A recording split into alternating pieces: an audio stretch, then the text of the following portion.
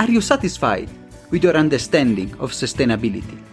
If you are not, imagine a journey together, a pluralistic one, with academia, innovators, startups, NGOs, all looking for solutions to the greatest challenge of our time.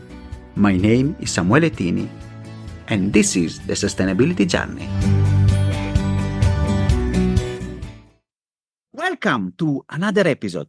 And today, let me introduce our guest, Dr. Venera Anderson. She's a global strategy advisor, a published author on sustainability and climate issues, and she's also a member of Harvard Business Review Advisory Council. She creates and implements innovative solutions that address the world's most pressing problems, such as climate change, economic development, and humanitarian challenges. Dr. Anderson primarily focuses on international projects in clean energy, tech sector, and proprietary analytical research. I am so thrilled to have you here, Venera. Thank you so much for joining us today in the podcast. Thank you for welcoming me to your podcast, Samuel. Happy New Year to you and your listeners. I really look forward to our discussion today. Venera, thank you so much. You are an author. You are a recognized expert on sustainability worldwide. But before, as usual, we want to know, what is your sustainability journey? What motivated you to pursue a career in sustainability and climate issues? Samuel, it's been quite a journey. I'm sure you know a very famous quote by Ralph Waldo Emerson. Do not go where the path may lead. Go instead where there is no path and leave a trail. Reflecting on my life right now, it seems that my sustainability journey thus far has followed Emerson's advice. However, at the beginning of my career, this quote did not coincide with my then life plans. In college, I always had a very clear and conventional vision of my future. Therefore, after graduation, I began my investment banking career on Wall Street at Solomon Smith Barney's Financial Institutions Group, where I obtained transactional experience in various financial advisory assignments, such as mergers acquisitions, fairness opinions, minority stake sales, and auction rate preferred offerings. I also analyzed strategic issues for global asset managers and insurers. Later, I coordinated and led global structured note sales management, product, and processing training for associates in 11 offices of Bank of America's International Private Bank. I also had a stint at Goldman Sachs Equity Capital Markets Group, working closely with public and private companies, governments, and financial sponsors to originate, structure, and execute equity and equity-linked financings, including IPOs, follow-on offerings, and convertible debt offerings. However, during my time at Harvard Business School, I also got fascinated with global issues, such as poverty, climate change, and international relations. So besides my MBA coursework, I also completed an independent research study on poverty in transitional economies, and also started a doctorate in economic theory at another university in Eurasia. So before graduation, I was considering many careers with the most global impact, feeling that the world was about to change. Based on my analysis and intuition, I was sure that financial and non-financial issues related to society, environment will be crucial for the sustainability of businesses, economic, social systems, and the well-being of our planet. And mind you that this was 8 years before the UN adopted Sustainable Development Goals and before sustainability emerged as a viable career choice. So after graduation, to create a global impact, I decided to continue with my doctorate program and also return to Wall Street, joining Credit Suisse's Global Power and Renewables Group, which at the time was considered the best global investment banking group focused on renewable energy. So eventually I decided, like Emerson said, not to go where the path may lead. Instead, I chose to carve out my unique path in sustainability as a career portfolio, focused on developing and implementing solutions for global issues, as climate change, economic development, and humanitarian challenges. Since I'm most passionate about the following SDG goals. Number 1, no poverty. Number 7, affordable and clean energy. Number 13, climate action. And number 17, partnership for the goals. So therefore, I have carved out my path in sustainability, which is most aligned with my interests and values and beneficial for my clients. So quoting legendary Diana Ross, every step of my journey has been necessary and perfect and complete. Fantastic. I mean, Venera, every time talking with change makers that come to this podcast like you, I am humbled to see your achievement and your work and your career. And you're also an example for me. And I want to point out something that you said, portfolio career. We listen, there are articles and discussion, books, and it's something that's also on this side I'm trying to work and create. So can you define a bit what is portfolio career? Sure, the portfolio career or portfolio life strategies have been widely introduced and discussed over the recent years. So, according to Mitra Khalid's article, I believe it was in a Time magazine in 2022, Why the Career of the Future Needs a Portfolio Approach, mentioned that during the recent years, there has been a surge in portfolio careers due to the factors such as growth of hybrid, remote opportunities, a sense of existentialism confronting workers during the pandemic, also dissatisfaction with corporate jobs and pay. And to that end, I highly recommend reading the books by April Rini, Flux, 8 Superpowers for Thriving in Constant Change, and Christina Wallace's Portfolio Life on this subject. Most importantly, as Wallace says, that nowadays the old career book doesn't work anymore.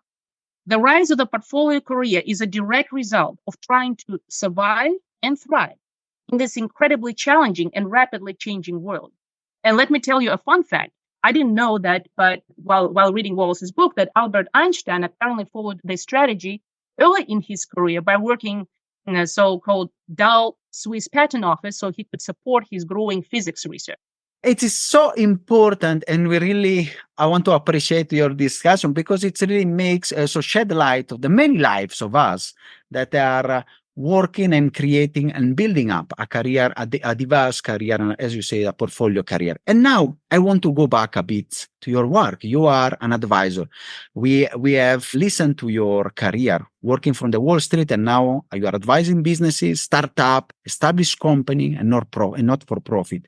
So I would like to, if you can share some impact project that they shed light a bit on how you foster sustainability, especially in the two areas, the private sector and the public sector. Absolutely, I will be happy to. Since we don't have too much time, instead of describing my big Wall Street deals, I will focus more on impact projects for startups and nonprofits. In my sustainability journey, two main priorities of my career portfolio have been as follows. First is getting a diverse global experience, since countries, their private and public sectors, address climate change, economic, and humanitarian challenges from different angles. That is why I chose living and working on projects on 3 continents, North America, Europe, and Asia. My second priority has been obtaining a practical knowledge in engaging and obtaining buy-in from diverse stakeholders, which is a vital sustainability goal. And as we witness nowadays, the age of the stakeholder is also getting relevance as the age of a shareholder, as a political and societal shifts and climate change negate previous years of relative prosperity worldwide. So throughout my projects in private and public sectors, I got such stakeholder experiences not only working with CEOs, investors, or lenders, but also working directly with local communities, frequently communicating with them in their local languages. So let me just focus on some of the impact projects in the private sector and then touch upon the public one. Can I go with that? Fantastic. And don't worry about the time because it's such an important topic. And I'm sure the audience, Okay. Really wants to understand and discuss this. Sure. So in the private sector, I enjoy working with startups or established international companies in clean energy tech sectors, which maintain this entrepreneurial spirit, since meeting people with boundless energy and passion for change never gets old. For example, while focusing on SDG goals number 7 and 13, which is affordable clean energy climate action, I especially remember my early project on advising a solar energy startup in California, where I consulted CEO and equity partners in coordination of strategic decisions and investor relationships. I secured eligible lender commitment letters from Global Investment Bank for U.S. Department of Energy 1705 loan guarantee programs application and power purchase agreement submission. I also performed due diligence on solar model manufacturings, among other tasks. And now I'm astonished to witness the speed of energy transition in the state. Later on, I was involved in many other international impact projects connected to sustainable agriculture, biodiesel, and other types of clean energy. And currently, I'm especially proud of another project which is more focused on economic development, humanitarian challenges. As of yesterday, my global team, consisting of HBS and MIT experts and also an international state-related technology company, where I serve as an external environmental and sustainability expert, was chosen to become a supplier to the State Revenue Committee and the Office of the Prime Minister of the Republic of Armenia in procuring of an artificial intelligence and machine learning system. The Republic of Armenia has recently received financing from the World Bank towards the cost of the fourth public sector modernization project and intends to apply a part of the proceeds towards the system. So this project's impact is twofold. First, by using this system, the country intends to achieve its sustainable development goals.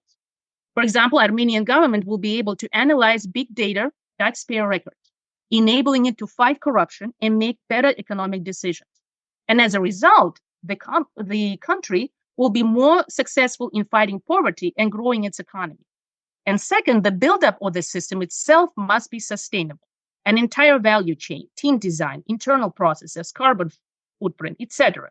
So as you can see, this sustainable impact reaches two goals both on macro, the country scale, and micro, the system itself. And I also want to add by focusing on Armenia, the transitional economy recently torn by war has been fascinating to me, since I can apply my diverse sustainability skills. First, as an international transitional economy poverty expert to this environment, and also as a sustainability strategist to this state-related technology company and its suppliers. And also, since sustainability is a complex and non-linear problem, it will require innovative and non-linear solutions, such as artificial intelligence and machine learning, to understand and to solve our sustainability challenges faster. So I am really passionate to learn more about the realization of this technology's potential for the sustainable value creation, not only as applicable to Armenia, but also to other cases. So I would like to share some of the public sector projects. For example, during my first life chapter in Japan, I moved back to Asia last summer. In addition to my advisory services in climate sector and postdoctorate research, I was selected to serve twice as the chairman of advisory board and station chairman for American Red Cross's regional office. There, I spearheaded and implemented a new volunteer incentive program, which engaged and got all the stakeholders buy-in, tripling the rate of U.S. national volunteerism rate in 2015. I also advised and assisted regional program managers of American Red Cross in providing humanitarian service to more than 100,000 U.S. service members and civilians, and led more than 1,000 volunteers in various U.S.-Japanese humanitarian initiatives. And lastly, while building better strategic partnerships with the Japanese community, I also decided to learn Japanese language, history, and culture by obtaining the Japanese Studies Certificate from the University of Maryland Global Campus.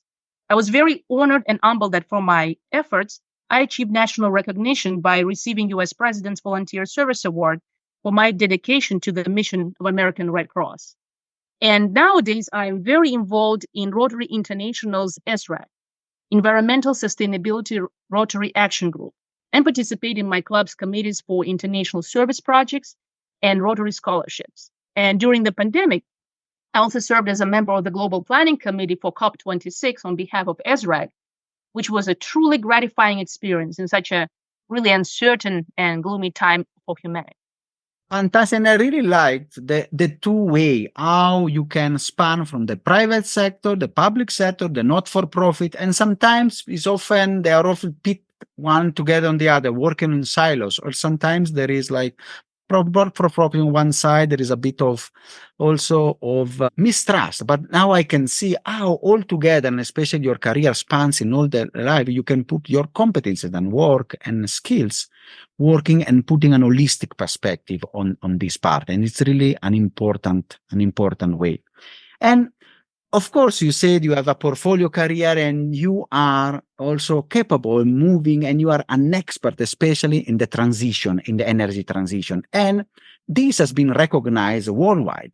I mean, you are one of the top hydrogen global thought leader. So I want to understand a bit more on that, is because if I want to ask if you can shed a bit of light on the challenges and opportunity in scaling this green hydrogen globally? Sure, Samuel, before I talk about these issues, I want to emphasize to the listeners that a just or an equitable energy transition is a main topic that I currently focus on in my sustainability research. Energy transitions are all about people, the decision makers, and the ones who are affected by those decisions. And a just transition approach ensures that affected people are considered by those making decisions.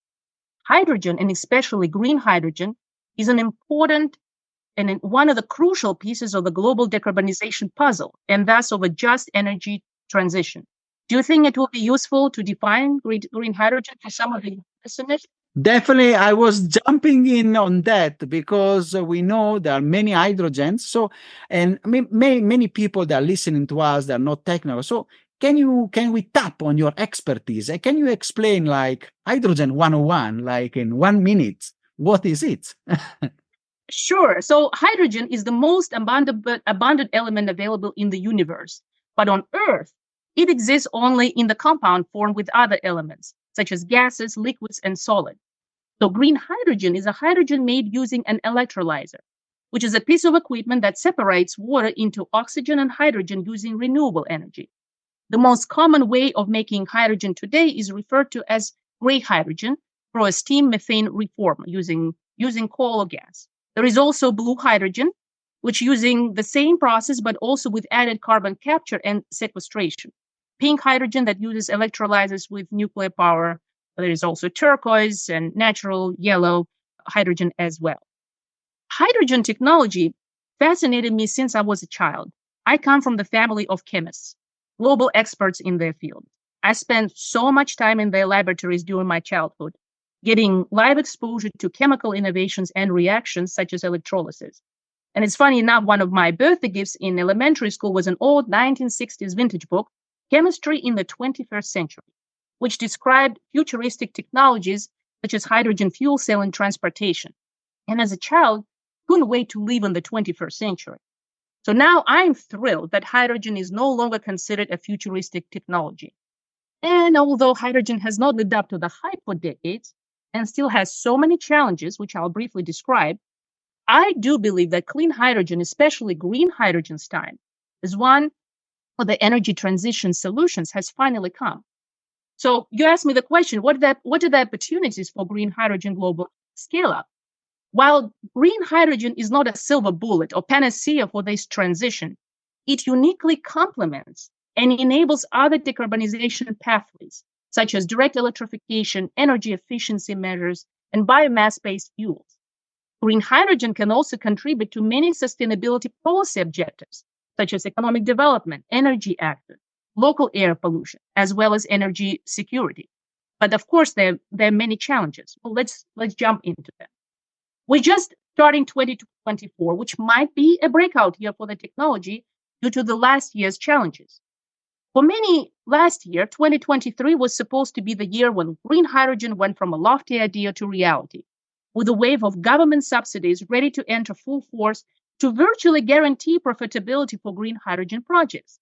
But unfortunately, most significant global subsidy programs, such as US Clean Hydrogen Production Tax Credit, or the German-led Hydrogen Global Scheme, or the EU Green Hydrogen Auctions, UK Contracts for Different Standards, Australia's Hydrogen Head Start, and India's National Green Hydrogen Mission, have really been taking longer to come into full force than expected, which delayed final investment decisions by developers with the knock-on effects for investors and electrolyzer makers.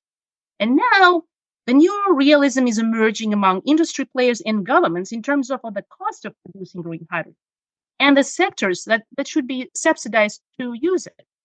For example, some hydrogen experts believe that US goal of producing green hydrogen for $1 by 2031 seems to be more of wishful thinking than an achievable goal. In 2023, developers admitted that the cost of green hydrogen is rising due to the inflation not only on the cost of electrolyzers, but also the wind turbines and solar panels supplying electricity of projects, which represents about 60 to 75% of the levelized cost of hydrogen. Also, some governments around the world also started to rethink on how clean and green hydrogen should be used, and largely concluded that it should be reserved for sectors where electrification is not either possible or may be difficult to achieve at scale. And like many other industry experts, I actually welcome this development since with fewer distractions to generate demand growth, with home heating and some transport systems, green hydrogen developers may be able to speed up the development of scalable solutions for heavy industry and therefore make a crucial contribution to global emission reduction efforts. So let's see if the hopes for a smaller but more focused hydrogen economy will come true. This year, 2024, in these few weeks, there have already been some positive and negative wins in the industry. For example, in terms of negatives, last week, the International Energy Agency has drastically cut its estimates for how much new wind and solar will be built to power green hydrogen production over the next 5 years. For example, only 45 gigawatts of new energy renewable energy capacity for green hydrogen will be built by the end of 2028, which is 7% of what developers announced. But also there's some positive development, since the US Department of Energy has just selected a consortium to bridge early demand for clean hydrogen, which will provide market certainty and unlock private sector investors. Also, on another positive note, a Japanese trading house, Mitsubishi Corp, looks to invest over 100 billion yen to build one of the world's largest green hydrogen production plants in the Netherlands. So to sum up, in my opinion, 2024 will be a crucial year to see what happens in the clean and green hydrogen industry. I believe that everyone should stay rationally optimistic, meaning ground their optimism in reality about how much to rely on green hydrogen in the ongoing energy transition. Fantastic, Venera N. It's really a key moment. I mean, there have been many reports saying that, if we can subsidize and reduce, I read 3 years ago by the University of Leeds and others. So if you can subsidize, then you can scale up the technology. I want to add a bit of our side of the world, emerging markets. We know especially Kenya is looking ahead for green hydrogen a lot because we have a lot of geothermal energy. So it can be another. So we can see there is really a future for hydrogen. And you have, written a book, co-authored a book about touching hydrogen future. So you already have a vision for that, and you can see the project you are mentioning, the focus that is there. And I want now to see how is this future. Can you talk about your chapter, the book mission, how we can touch this future of hydrogen? Sure, Samuel, I'm so grateful and thrilled to be part of such an inspiring global effort in writing this book, Touching Hydrogen Future, second edition. One of the main purposes of the book is to educate about the pros and cons of hydrogen and inspire the next generation, encouraging them to embrace and actively contribute to the development of hydrogen technology. So Touching Hydrogen Future presents a series of short stories which describe a hypothetical future based on present-day research in countries where hydrogen is the norm. And while the book caters to primarily to energy professionals and students with interest in energy and sustainability, it is freely accessible to readers from all backgrounds. I am very grateful to the editorial team of Eric Ratler and Rosa Puentes Fernandez for offering me the opportunity to dream about the hydrogen future of Kazakhstan for the second edition of the book. My short story, Kazakhstan 2049, Hydrogen Silk Road and Hubs, is based on the present-day research, actually some of it my own, and a childhood camel trekking memory in that country. This memory extends into the future caravan experience in Kazakhstan in September 2049. Here, I want to congratulate all the 38 authors from 6 continents who came together to share their visionary stories about the world transformed by hydrogen. And as of today, the book's global reach is as follows: big impact. There are about more than 10,000 downloads. Also, hard copies can be bought from Amazon in 12 countries: USA, UK, Germany, France, Spain, Italy, Netherlands, Sweden, Poland, Canada, Australia, and Japan. There's a global reach of more than 130 countries. And the book also can be downloaded for free from europeangasmarket.eu.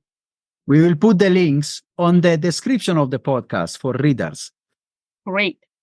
It's really such an important future, and I really like the format. It reminds me of another book that I just recently read, 2041.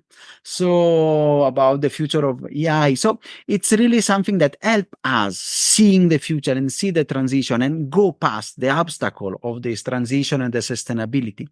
And really, in going past the obstacle, we know that the human touch and the factor is important.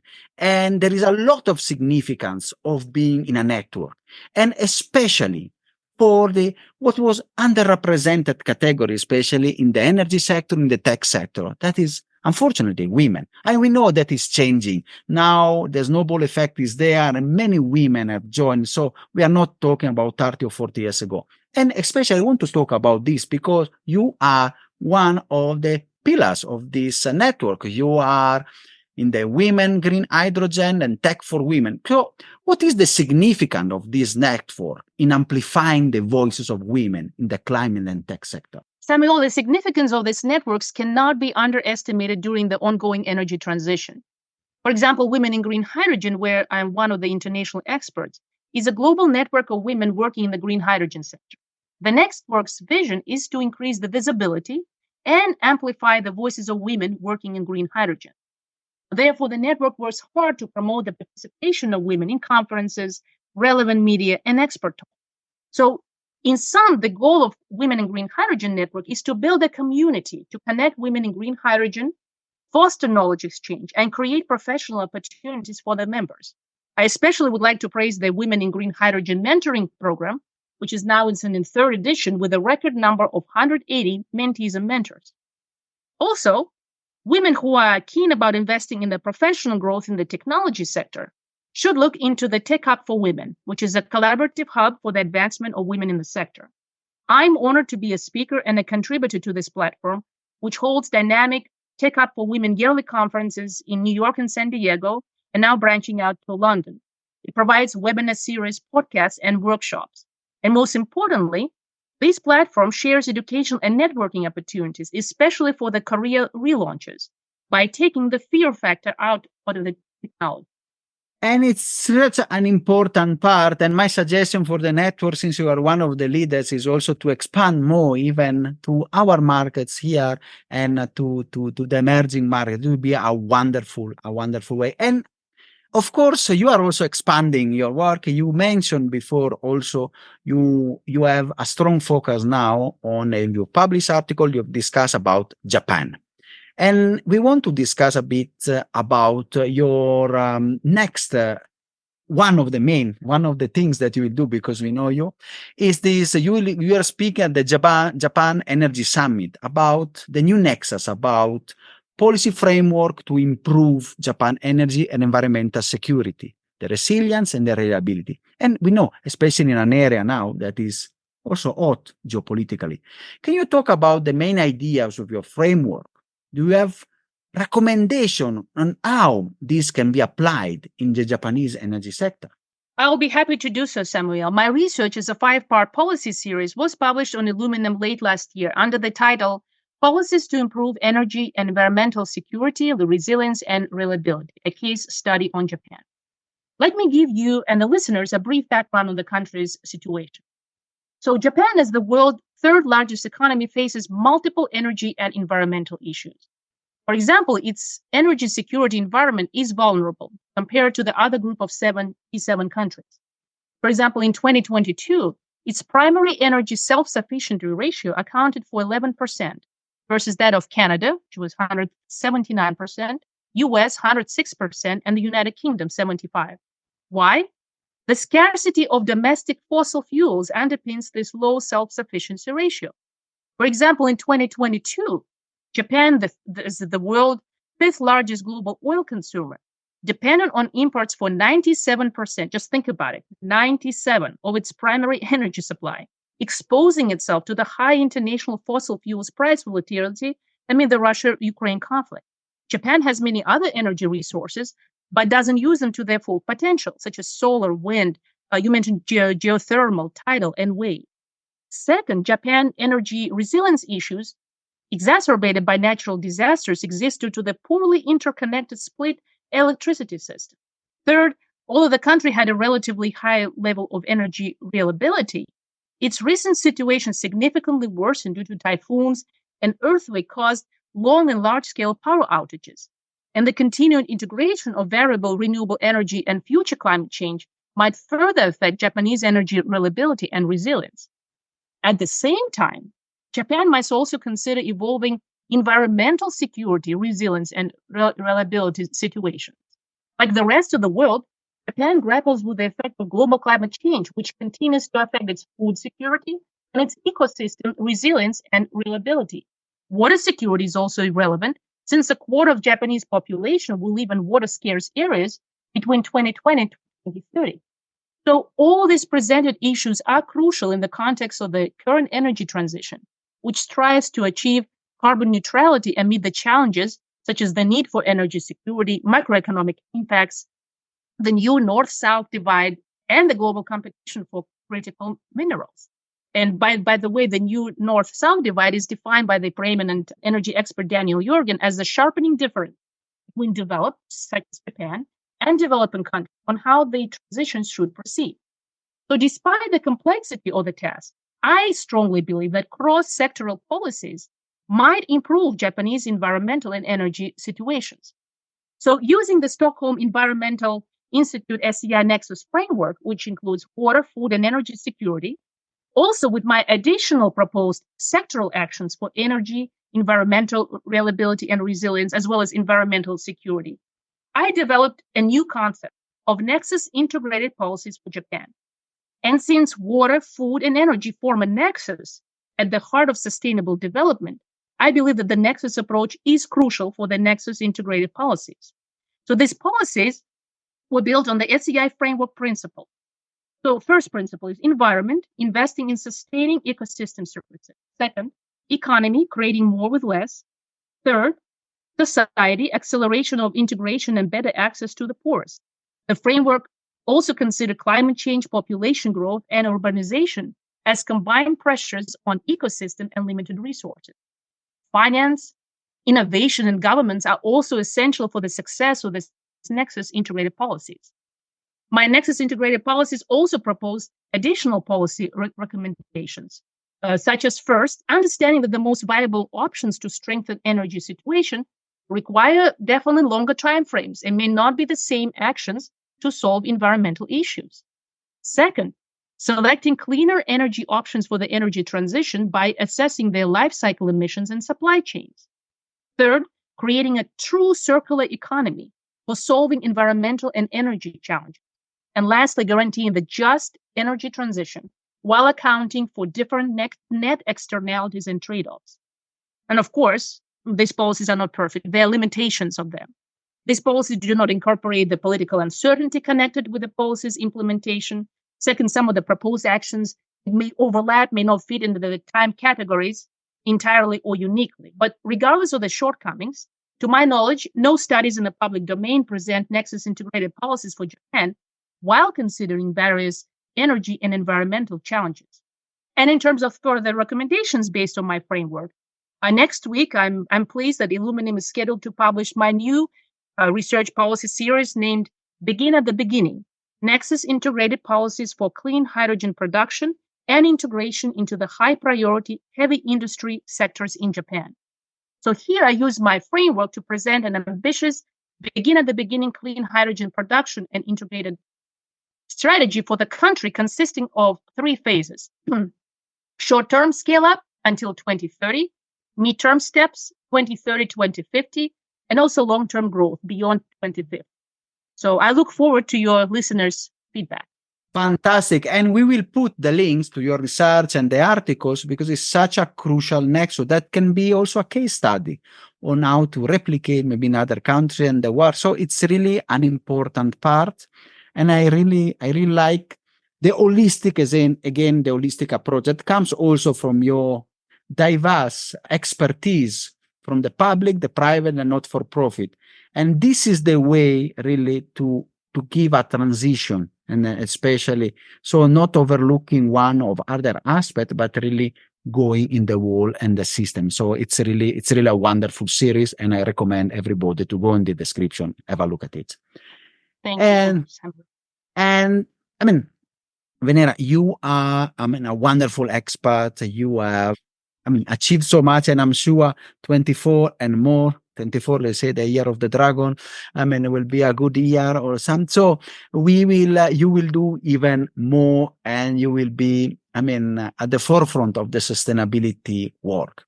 But I know many people that are listening to the podcast all over the world, from the US to here in Africa to Asia. They are like me. They want to start, or maybe they are midway in their career. So, what advice you can give to the young professionals that are looking really to make an impact in the field of sustainability and climate change? That's a great question, Samuel. The fields of sustainability and climate change are truly exciting. However, as one can see, these fields can also have their own challenges. I enjoyed reading an article by Andrew Winston in the recent Harvard Business Review, article 2023, A Strange, Tumultuous Year in Sustainability, where he identified that last year it was a yin-yang of interconnected opposing forces. For example, he says that as a society, we are winning. More companies are incorporating sustainability in their planning and losing. Carbon emissions and inequality are still rising. Or as the cleaner economy keeps rising, or human equality and rights get more attention, there are always those who work hard to slow the progress. So I believe that this tug of war of opposing forces brings uncertainty to the sustainability and climate sector professionals, especially the young ones who are just starting in this field or career relaunches. However, as a rational optimist, I truly believe in the saying, when nothing is certain, anything is possible. So I believe that everyone in this world with determination and willingness to pour their hearts and minds into the field have a potential to become great sustainability and climate leaders who can change the world in their own ways. Also, another piece of advice, despite how it looks on social media, big gains are usually the results of consistent small steps over time. For example, in addition to my many daily jobs, I've been writing scientific peer-reviewed sustainability-related research in various languages for the past 2 decades. So despite how it looks now on social media, where I have just become active in recent years, I am not an overnight Illuminum Voice success. I'm truly honored and humbled that Illuminum community and other networks appreciate my thoughts and my voice, but climbing to the summit took a lot of hard work. I also want to add that I'm thrilled to continue learning from many other thought leaders in the world, as there are so many incredible minds out there. In other words, lifelong learning and improvement are requirements for young professionals who want to make a tangible impact in this constantly changing sustainability and climate field. And lastly, I believe that genuine collaboration in sustainability and climate sectors is very important. I don't like the word networking, as it for me sounds just very transactional. So to make a bigger impact in sustainability and climate, I suggest to work hard in finding your tribe. Crack door open for others who want to start in the field and help them rise without expecting anything in return. And together, focus on the hard but tremendously exciting work with humility for the goodness of humanity. Wow, what a fantastic message. And I'm really glad that you came to the podcast to share your knowledge, to share your journey with our listeners. Then they can be inspired and really walk, the way you have done, and really become and give their contribution to this sustainability journey that is so crucial and so important for the future of our planet, for the future also of our species, and not only ours, but for all species in the planet. So thank you so much, Venera. It has been a pleasure and honor hosting you in the podcast. It's been wonderful to discuss all these different issues in my journey with you, Samuel. And for the listeners, you're welcome to reach out to me via Illuminum, via my LinkedIn. I will be happy to help in any way I can. Fantastic. And you will find all the description and all the links in our podcast description. Thank you. Thank you so much, Venera. Thank you. Are you satisfied after this wonderful episode? Let's continue together our sustainability journey.